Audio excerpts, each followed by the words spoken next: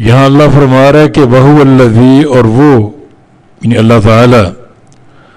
وہ ذات ہے، وہو الذی، اور وہ اللہ تعالی وہ ذات ہے، کف ایدیہم عنکم، جس نے روکے رکھا ان کے ہاتھوں کو تم سے، وایدیکم عنہم، اور تمہارے ہاتھوں کو ان سے، یعنی لڑائی سے روکے رکھا۔ کفار یہ دیکھ کر کہ مسلمان بڑی تھوڑی تعداد میں ہیں، بس 1400 کی تعداد ہے، اور یہاں ہم ایک بڑی بھرپور تعداد کے ساتھ ہمارے حلیف بھی ہیں بہت سارے، جیسے قبیلہ بنو بکر مشرکین مکہ کا حلیف تھا، بہت بڑا قبیلہ تھا یہ، اور ہیں بھی یہ نہتے، صرف ایک تلوار لے کر آئیں، قصد ان کا عمرے کا تھا، لڑائی کا نہیں تھا، تو لڑائی میں ان کو ڈال دیں، گھسیٹ لیں، ان کو موقع ہے بدر کا بدلہ لے لیں۔ مگر اللہ نے ان کے ہاتھوں کو روکے رکھا، یہ اس کا فضل و احسان ہے، ورنہ کفار کی شرست اور ان کی جو طینت اور خصلت ہے وہ سب جانتے ہیں، وہ تو ایسے موقع تلاش کرتے ہیں کہ اسلام کو نقصان پہنچائیں، اور یہ ایک وقت ان کے ہاتھ اچھا موجود تھا، حملہ کیوں نہیں کیا انہوں نے؟ اللہ نے روکا انہیں۔ وَأَيْدِيَكُمْ عَنْهُمْ، اور تمہارے ہاتھوں کو ان سے روکا کہ تم بھی ان سے لڑائی سے باز رہو۔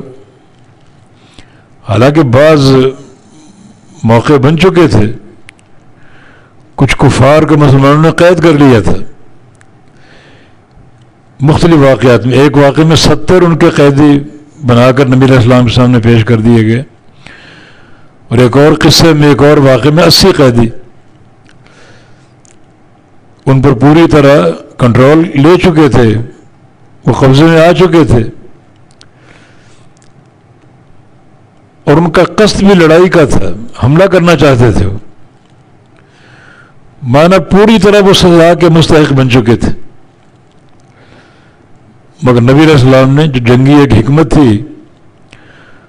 اور جو بعد کے واقعات سامنے آئے، اس بڑی عظیم حکمت کے تحت ان کو سزا بھی نہیں دی بلکہ رہا کر دیا، چھوڑ دیا۔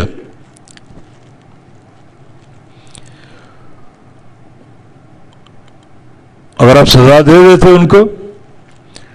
تو جنگ ناگزیر ہو جاتی، پھر کفار بھی جوابی کارروائی کرتے، لڑائی چھڑ جاتی۔ اس وقت لڑائی مسلمانوں کے مصلحت میں نہیں تھی، کیونکہ صلح حدیبیہ کی صورت میں ایک معاہدہ تحریری ہو چکا تھا، راستے کھل کر محفوظ ہو گئے،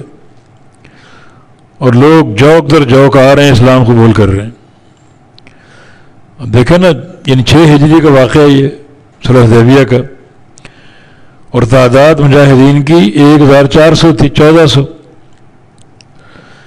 2 سال بعد جب فتح مکہ کا سفر آپ نے کیا، 2 سال بعد، تو 10,000 لشکر آپ کے ساتھ، تو 10,000 مجاہدین کا لشکر آپ کے ساتھ تھا،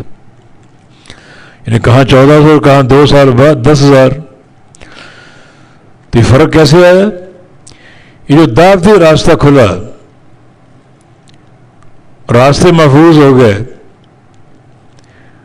اور جو کفار قریش کی ایک ہیبت تھی وہ ختم ہوئی، کیونکہ امن کا معاہدہ ہو چکا تھا۔ تو پھر لوگوں نے اسلام قبول کیا، قافلے آتے تھے، قبیلوں کے قبیلے آتے تھے اسلام قبول کرنے۔ تو یہ مسئلہ بڑی عظیم ہے، تو اللہ تعالیٰ اپنا احسان جتلا رہا ہے، وَهُوَ الَّذِي كَفَّ أَيْدِيَكُمْ عَنْهُمْ، اور اللہ وہ ذات ہے جس نے روکے رکھا ان کے ہاتھوں کو تم سے، حالانکہ تم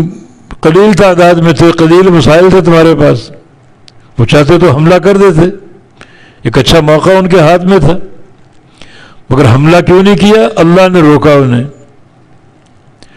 ان کے دل میں قتال کی بات ڈالی ہی نہیں،